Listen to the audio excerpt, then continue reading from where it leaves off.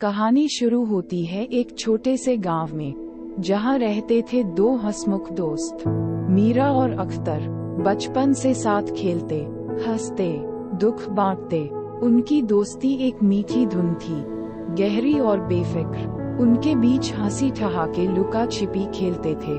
पतंगे आसमान छूती और नदी में छींटाकशी कभी खत्म नहीं होती। ये था खेल खिलखी वाला प्यार।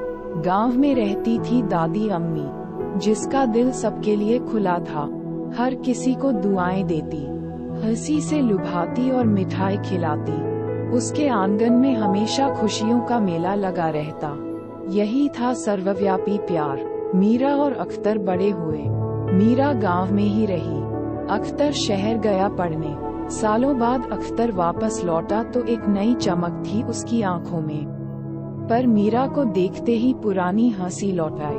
सालों बिछड़े थे, पर दोस्ती ज्यों की त्यों थी। यही था समय की कसौटी पर खरा उतरने वाला प्यार। अख्तर ने शादी की, गृहस्थी बसी, घर में पत्नी की हंसी, बच्चों की किलकारियां गूंज उठी। माँ बाप के चेहरे खुशी से खिल उठे। यही था परिवार का प्यार। लेकिन गांव में एक युवक था, राजन। वो मीरा से बेइंतहा प्यार करता था, पर उसका प्यार जुनून बन गया।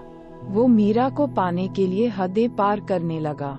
यही था जुनूनी प्यार, जिसने हानि ही पहुंचाई। मीरा खुद को भी प्यार करती थी।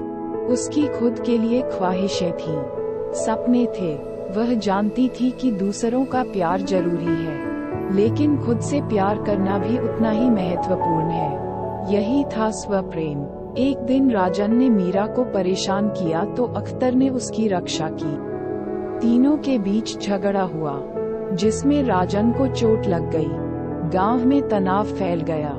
तब दादी अम्मी सबको इकट्ठा किया और समझाया कि प्यार कई रूपों में होता है, पर कभी किसी को चोट नहीं पहुंचाना चाहिए।